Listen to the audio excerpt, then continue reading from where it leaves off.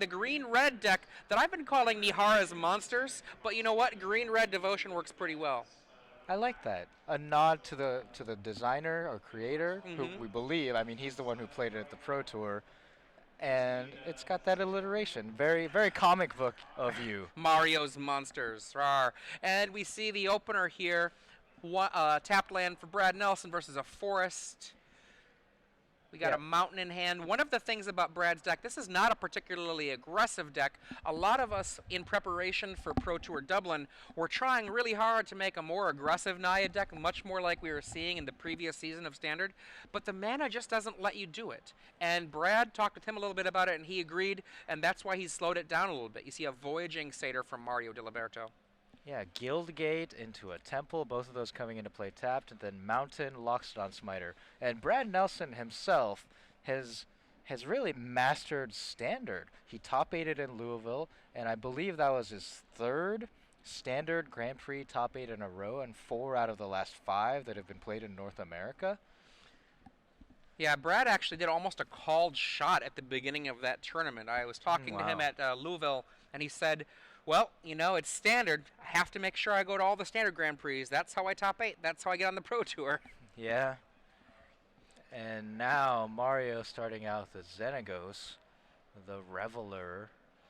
Now, Xenagos, if we bring up Xenagos the Reveler on the screen, when I look at Xenagos, what I say to myself is, here is a card that is just screaming for some altar on it. If you look at the hands of Xenagos, it almost looks like he should be throwing up the horns, like some metal horns. But no, that's not what he's doing. That's actually what I thought he was doing at first. Yeah, check that out. I almost want those to be, you know, the metal salute, metal horns putting up, but nope, his hand is just upraised. Now, meanwhile, Anger of the Gods cleared the table, and Loxodon Smiter killed that Xenagos, and now we see Pelucranos on Mario Gonna eat Diliberto's. the world. But, you Well, know, here's a Assemble the Legion. Now this is very interesting. There are 2 Assemble the Legions in Brad Nelson's main deck, and he has 2 more in the sideboard. If you're playing mono black, I think there are few cards more frightening to you than Assemble the Legion. If you're just joining us, I'm Adrian Sullivan here with Ricky Hayashi, and Pelucranos faces off against Loxodon Smiter and Assemble the Legion. Mario Diliberto here with the green-red Devotion deck. Mihara's Monsters, and Brad Nelson with a Naya control deck that he's been working on for the last week or so, he said. You see Brad Nelson put his 6-sided die on top of his library to remind himself of that upkeep trigger for Assemble the Legions. Very important to do. You don't want to miss that trigger. Gonna make yourself some soldier tokens. Some hasty soldier tokens. Earlier, I spoke about how Brad's deck is definitely more of a mid-range control deck as opposed to the mid-range aggro decks we saw before. If you look at his deck list, he has only 7 creatures in the main deck.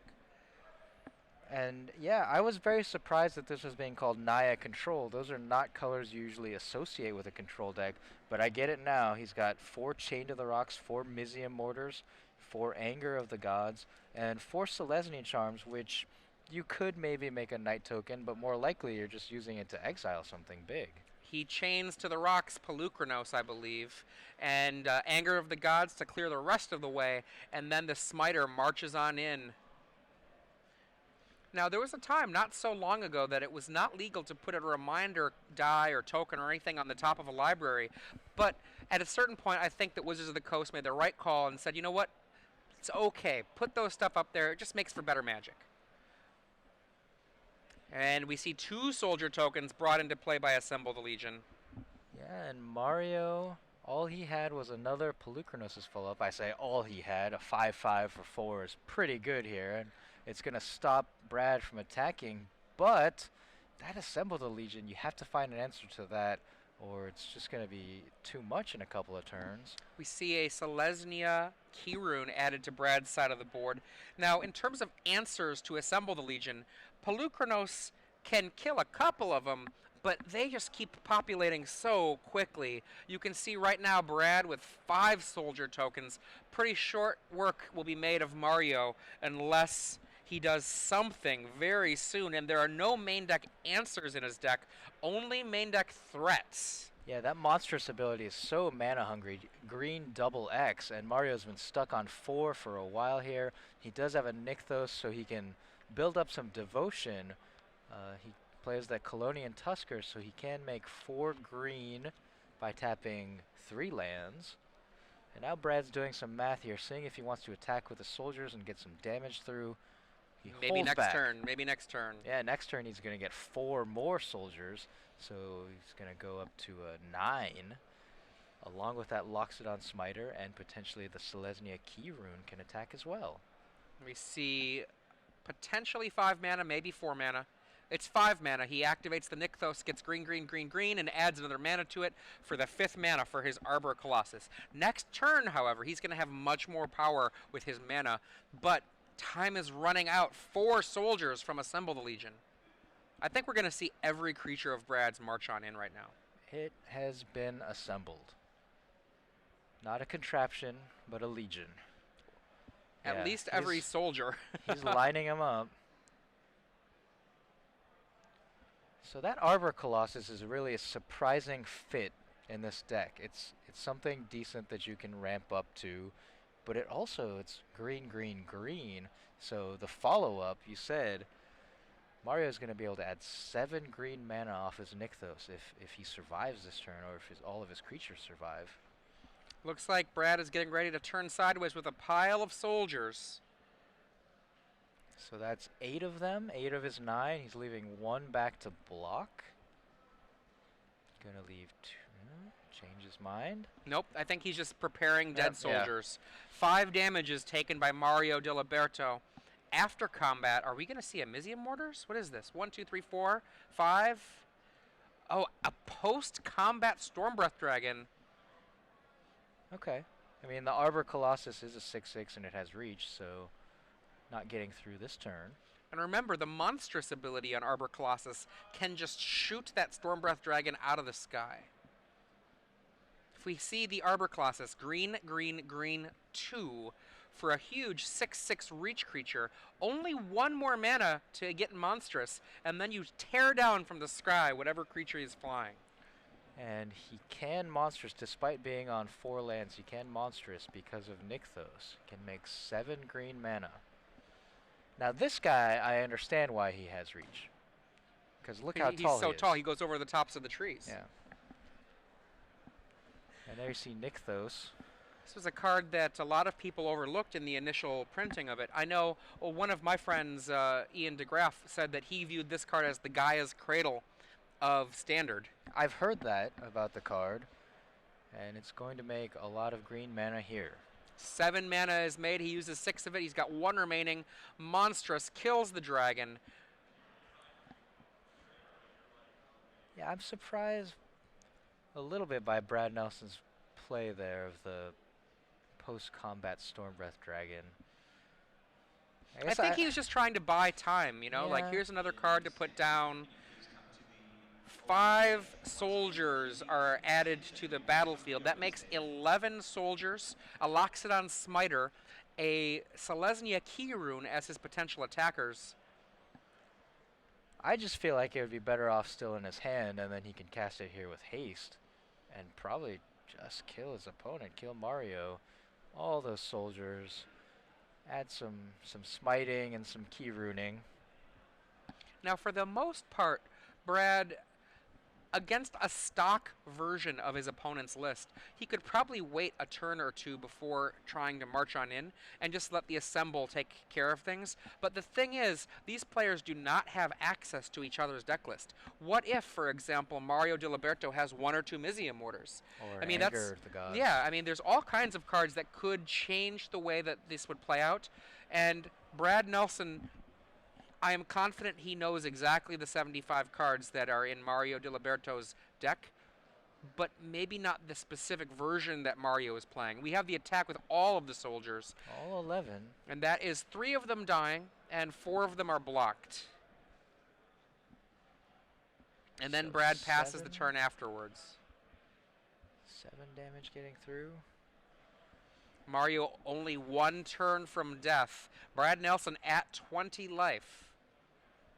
Yeah, that assembled the Legion, I mean, The fact that the soldiers have haste is tremendous here. I mean, next turn, he's going to get 6 more soldiers. They're all going to come running in. Mario doesn't have enough blockers. I guess Pelucranos, he can make some mana here. 8, so he can make 8 green. With that Burning Tree Emissary in his hand, he can even make a little bit more. Can drop the Burning Tree Emissary, feed that mana into the Nykthos, and have just a little touch more. That'd be a total of 10 mana he could make from the Nykthos. Okay, we'll see what he decides to do. He's separating. It looks like he's separating 2 lands off for a Burning Tree Emissary. It's not only free, it actually generates mana here on this board with Nykthos.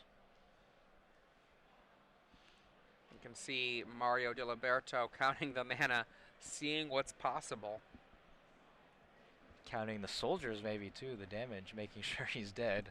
Yeah, you're pretty dead. I mean, he's going to have to activate Pelucranos here to eat some things. Here it comes Burning Tree Emissary. And he gets to make 10 mana. Yeah. It is 10 green mana. And we see him fiddling with Garrick, Caller of Beasts. And no, he looks like he's Pelucranosing. And that is for 11 mana, which is an X of 5. Yep. So that's 5 damage. Looks like he's going to go 4 to the Loxodon, or is it going to be 5 soldiers? Goes with the 5 soldier plan. So has that bought him a turn? We get 6 more soldiers, 9. Block, block. Block, block, block. I don't think that is going to do it for Mario. It's going to be 9 soldiers and 2 other creatures. 2 of the creatures gets blocked, and he blocks 3 of the soldiers. Is still 6. He needs something else. 10-10 Pelucranos, 9-9 Arbor Colossus. It's nearly got Brad dead there. Of course, Brad has blockers. Brad has a ton of tokens, and Brad's like, take it. Attacks with it. Yeah, that doesn't really do anything. Brad has no reason to chump block there. 6 soldiers. 1, 2, 3, 4, 5, 6. We're going to see a draw and a swing, and I think it's all she wrote. The Legion was all very well assembled here.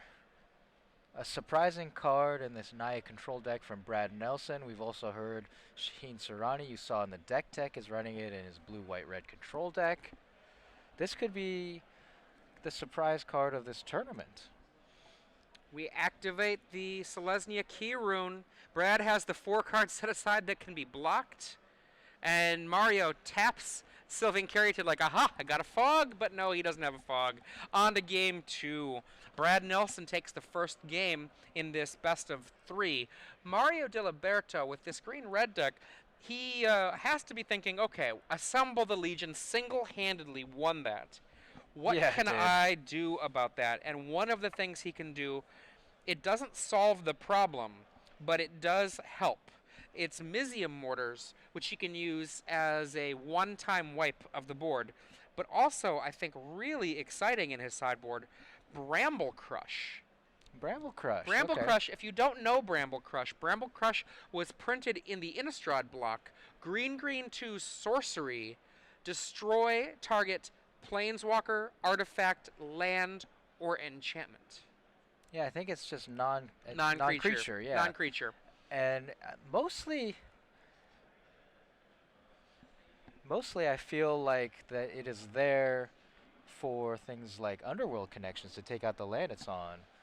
But as an expensive disenchant, it's better than nothing against Assemble the Legion. Well, here's the thing that's really crazy about this list. So Bramble Crush, you bring up taking out Underworld connections, and that's obviously not something that Brad runs, but other decks run, because someone will enchant their land, right? Well, in this matchup, he can actually use Bramble Crush on one of Brad's mountains that has chained to the rocks on it and Also free a very powerful creature. So he can use it more aggressively to be able to get rid of some card that's chained, and that's an amazing power when you Bramble Crush for that. He can use it to get rid of and assemble the Legion, which that is the card that he single-handedly lost to here. He can use it to get rid of an Elspeth, should an Elspeth manage to hit the table. Xenagos. Yep, he can use it to get rid of his... He's got a lot of targets. That's going to be a really great card that he's going to have from his Okay. sideboard. Another card, though, that I really love in his sideboard, one Nylea, God of the Hunt, which in this matchup is going to be able to make all of his huge creatures into tramplers. Certainly kind of a roundabout answer to assemble the Legion, assuming he can keep beating down. Yeah, in that game, he had a 10-10 Pelucranos and a 9-9 Arbor Colossus, but couldn't break through. Well, there wasn't a particularly good attack for him, right? If he No. attacks, all that happens is he kills a 1-1. And on the swing back, he's going to be taking that damage from the 1-1. So, I mean, if it attacks, if it blocks, there's no difference in terms of how things go. But if there's a Nylea involved in the math, it changes everything. Trample becomes so huge in that matchup. Okay, so Brad Nelson's sideboard, he's got some options. Nothing really great here. 4 Mistcutter Hydras, 2 Sunhome Guildmage. Yeah, yeah. This is another surprising card. He's also got 2 Rurik Thar the Unbowed, 2 more copies of Assemble the Legion, 2 Last Breath, 1 Pithing Needle, 2 Wear and Tear. Nothing spectacular for this matchup, Adrian. You know what? I love Assemble the Legion. There's nothing wrong with having 2 Assemble the Legions. And just going to see how terribly Mario Diliberto fell to it. Yes, Mario has, Bramble Crush. Yes, he has Nylea to kind of help combat it. Yes, he has Mizium Mortars. Mizium Mortars perhaps one of the best cards he can bring in this. Even though it's only a temporary removal, that will mean that he'll be able to crush through with these huge monsters on that turn. But Assemble seems like a very reasonable card to bring in. Now, the other cards I see in there, Pithing Needle. Pithing Needle is very effective against the large number of Planeswalkers that Mario has, as well as turning off Pelucranos' monster ability or turning off the Arbor Colossus' monster ability. But he's only got the 1 copy of Pithing Needle. It's still a card, you know. If it's there, you use it. Yeah. I'm curious about the Sunhome Guildmage, why that's in there. I don't know if we've done a deck tech with Brad yet. I can tell you because I talked with Brad about this earlier. Let's find out. Okay, so one of the things that's very much the case when it comes to Assemble the Legion is that it's a 1-card threat that can take over a game. But other decks, like say Jace decks, Jace can go the +1 ability and ignore all of those creatures. Now, if we look at Sunhome Guildmage, one of the things that it does is it can actually pump up all of your creatures so that if your opponent has Jace, that you can stop the Jace from answering all of your Assemble tokens. And also, it's a creature that has to be Doombladed. It's a creature that has to be removed 1 for 1. And he does not have very many of those creatures, so it puts them in the situation where they need removal, but they don't want removal. And that's primarily for the Esper-style control matchups. Okay, back with the action here. Brad Nelson up 1-0 over Mario Diliberto here at the StarCityGames.com Open Series featuring the Invitational in Indianapolis, Indiana. Just to reset, I am Ricky Hayashi alongside Adrian Sullivan. If you want to join in the conversation here, you see the hashtag SCGINVI, INVI, or you can tweet at SCG Live or tweet at either of us. Yeah, I'm at Adrian L. Sullivan. And I am at MTG-Wikipedia. It's with an R. All right, shuffling up here. Brad Nelson taking game 1 with the Assemble the Legion. I mean, he's got 2 main deck, 2 sideboard, and that was really the key card. He had a Loxodon Smiter, which kind of held the fort for a little bit. Yeah, the Smiter was able to, in conjunction with Anger of the Gods, finish off a Xenagos, and I believe he might have also killed a Domri. I'm not recalling exactly, but I believe he killed 2 Planeswalkers by first angering the gods, getting rid of all of the blockers in the way, and then smashing down a Planeswalker. Yeah, that was the Xenagos, and so it's very 2 it was Xenagos very that were important killed. for these. Very important, even for a control deck, to have some creatures to be able to interact with Planeswalkers. If you're a Brad Nelson fan, obviously last week was a great week for Brad Nelson, where 3 players from the SCG home base went to Louisville and all ended up in the top 8 with the Brad Nelson Mono Black Devotion deck, which was a kind of a takeoff of the deck that we saw at Pro Tour Dublin, taking out the Lifebane Zombies, adding in the Night Veil Specters, a couple other card choice changes.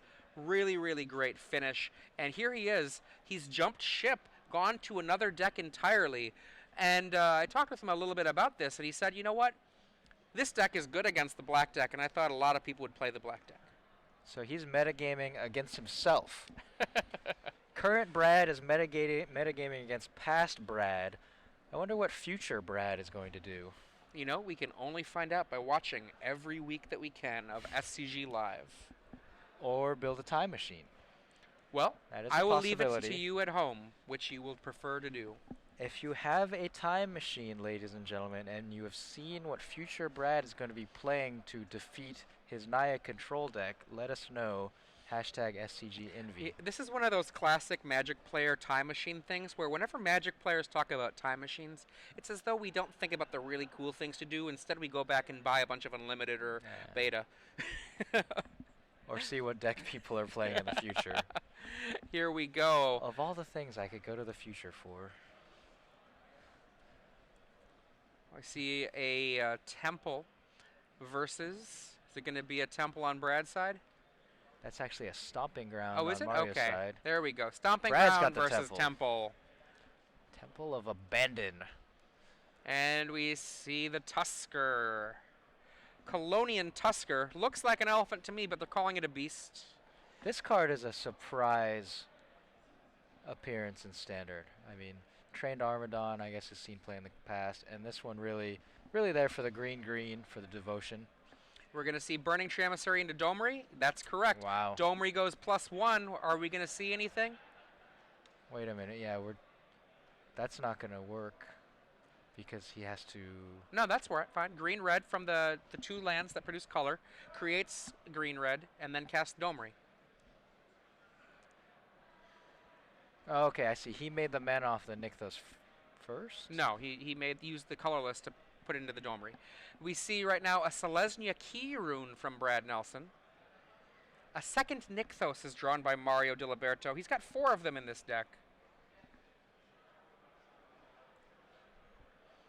And peek at the top, it's an Elvish Mystic. Elvish Mystic goes to his hand. Well, that's good for Mario because Elvish Mystic is going to fuel his devotion. Currently 1, 2, 3, or actually it looks like that might be activating the Nykthos. If it is, we're going to see a big spell here. Elvish Mystic and another Nykthos that removes the old Nykthos. And I think we're going to see Garrick. There it is, big Garrick. He's got and you see the dead Nykthos off to the side. He kind of shortcutted it. He said, I'm putting this into play, I'm going to tap it for mana, the old one's going to go away. And now Garrick comes into play and tries to call some people. Let's have a party. Caller of Beasts. Who's coming to the party? Anybody? Yeah, Pelucranos and an Elvish Mystic. We saw the Bramble Crush. That's going to the bottom of the library, but Mario did bring that in, as you speculated. Very powerful against Brad Nelson. Now Mario trying to decide if he wants to lay that Elvish Mystic or not. I know he remembers all of the Anger of Gods that happened before, and I think he's decided, you know what? Go for it. If you anger the gods on this one, I still have Garrick. And Domri. Yeah, Brad Nelson may need. I mean, he can't even anger and then attack with the Key rune. He's got 2 problems here in these Planeswalkers, and a bunch of creatures standing in the way. This is a rough position for Brad Nelson here. Looking at his sideboard and his main deck, to me it looks like the best he can hope for is an Assemble the Legion followed up by an Anger.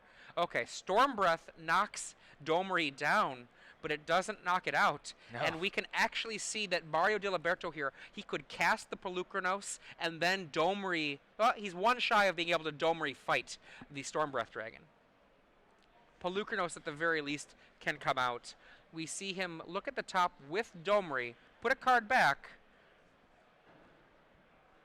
So he can make 9 green mana here off of 3 lands.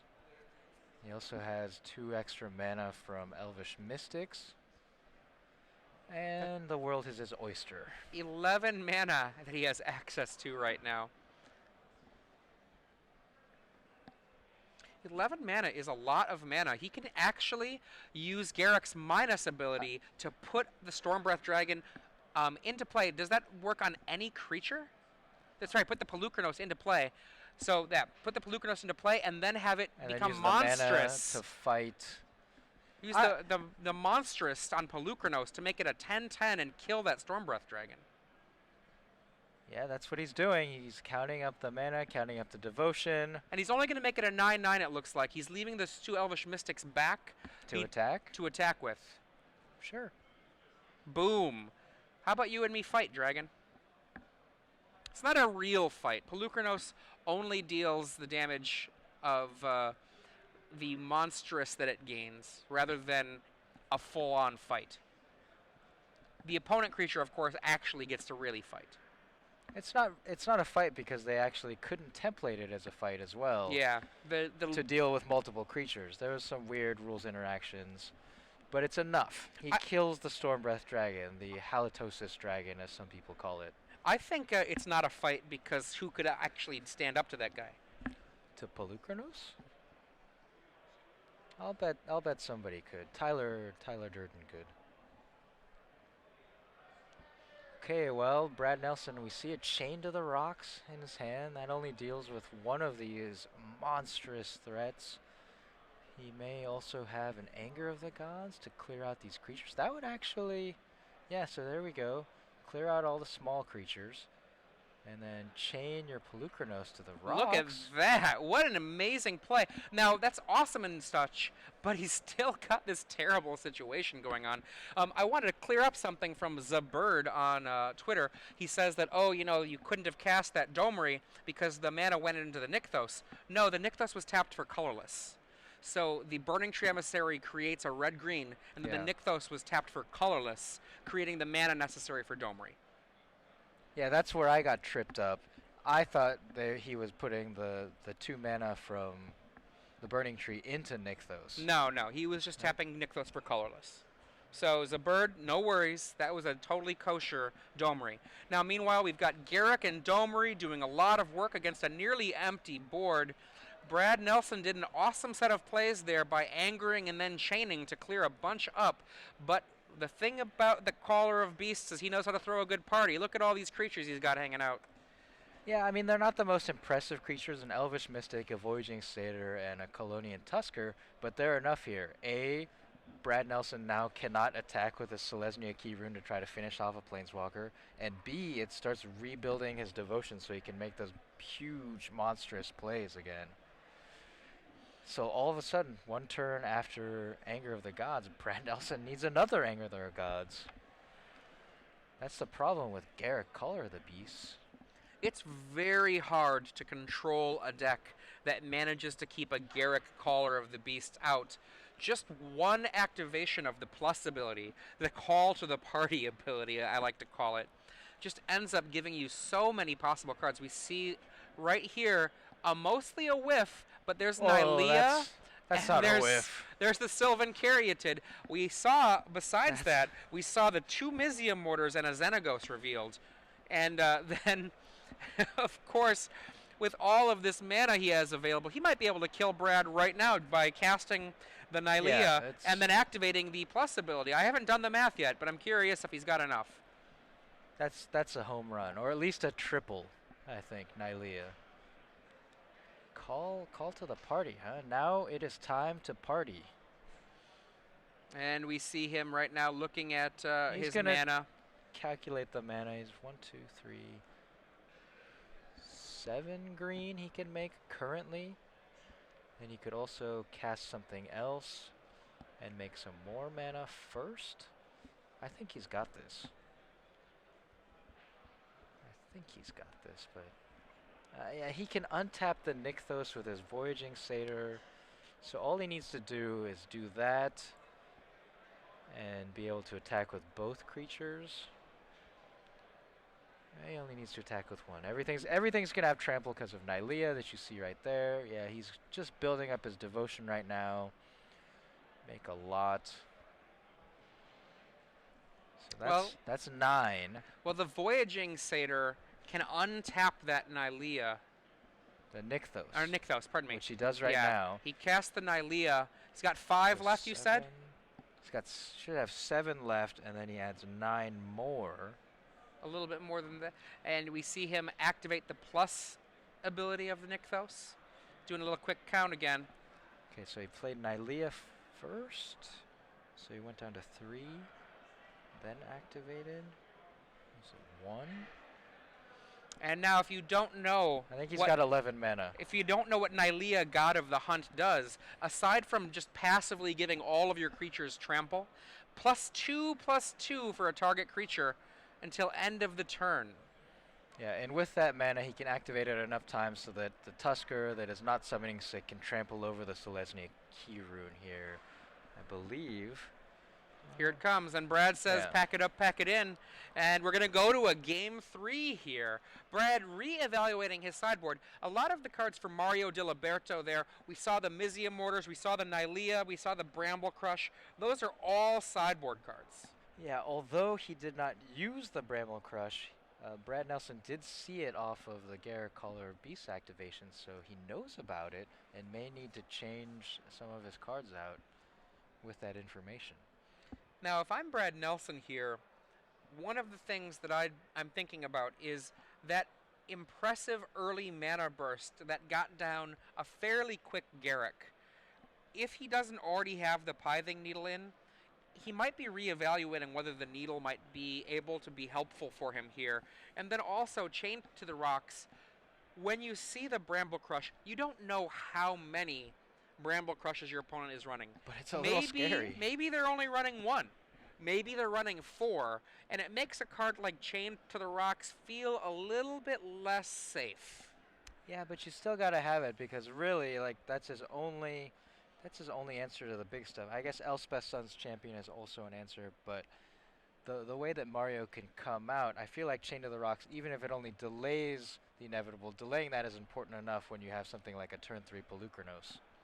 And we see Brad Nelson here on the right, a former Player of the Year. I believe that was 2010 Player of the Year. Yeah.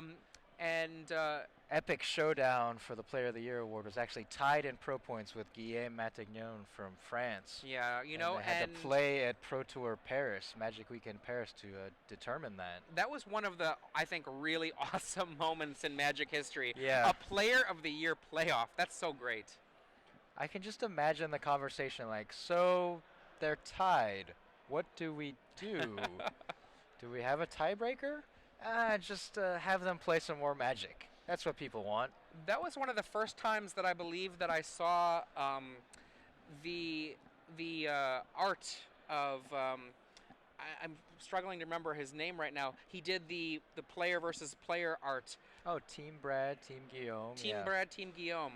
That was Inkwell Luter, right? Okay. Get involved in the conversation with us here at SCG help Live. Us out. At SCG Live. Who was that artist? And yeah. I'm really good with Magic card art. I'm not so good with the fan art. Yes, Justin Treadway. To our directors, thank you. Justin Treadway, one of the first times I saw his art was the Guillaume Matignon and the Brad Nelson Player of the Year stickers, I believe. Choose your team, Team Guillaume or Team Brad. I was on Team Brad then, and I'm on Team Brad now. Well, I am on Team SCG Live today here. Ricky Hayashi with Adrian Sullivan covering the StarCityGames.com Open Series featuring the Invitational in Indianapolis, Indiana. And we are here in round number 7. Brad Nelson, we've been talking about, a former Pro Tour Player of the Year, versus Mario Diliberto. This has really been an interesting matchup. Brad Nelson bringing this innovative Naya control deck, a very surprising control deck to the Invitational, and Mario with the green-red Mihara's Monsters, as Adrian likes to call it. Well, I like fun names that are descriptive, and it's a monstrous deck, and Makihito Mihara, with his excellent finish with it, top 8 at Pro Tour Dublin, making a huge splash with that list. Voyaging Satyr, one of those cards that a lot of people were really surprised to see be so effective. Yeah, it seems like it's just a 2 casting cost mana dork, as we've so often seen green have, but really generating extra mana thanks to Nykthos Shrine to Nyx. Back in my day, we spent 3 mana for that creature, and it was a 1/1. Oh, yes. I remember one that if you had Threshold, you could untap 3 lands instead, a Krosan Restorer. If you're just joining us, I'm Adrian Sullivan here in the booth with Ricky Hayashi. This is SCG Live, the StarCityGames.com Open Series featuring the Invitational here in Indianapolis, Indiana. Brad Nelson gets us started. Both players play a land. Mario adds an Elvish Mystic to that. Brad just says land, go. Stomping Ground, the classic Stomping Ground featuring the artwork of Rob Alexander. Can see a Burning Tree Emissary. I believe that's Multiples? ×2. Now, against most decks, Mario would be slamming Burning Tree into Burning Tree with another card besides. But here, he's already had a ton of Anger of the Gods. He goes for it. Now, is it right to Brad? Do you have the anger? Oh, boy. Do you have the anger? Oh, anger! 4 for 1. They are so bad. Oh. I mean, So I have to bad. admire Mario Diliberto's courage there. That took a lot of cojones. And pass. Land. Oh, no dear. land. Stuck on forest. And now Brad drops a Smiter. 4 mana versus now a Voyaging Satyr and 2 forests. In with the Smiter. Do I see another Smiter in Brad's hand? That was unfortunate. I'm still several turns behind. And Brad That says Anger of the pass. Gods. End of the turn, it's an Advent of the Worm. Oh, huge monsters. And I believe Brad should be at 18 life here because he needed to use the Yeah, shock there we land on the go. Anger turn. Yep. 9 power in play versus a player who has only 17 life. Boom! That's just not A fair. big dragon joins the mix, and Mario Diliberto says, I've got nothing. It's over. Oh boy, he went for it. He had the Elvish Mystic into double Burning Tree Emissary into a Colonian Tusker using the Mystic mana, put all his eggs in one basket, and Brad just smashed the eggs, smashed the baskets, Smashed Mario. smashed the wagon that he was carrying the basket and the eggs in.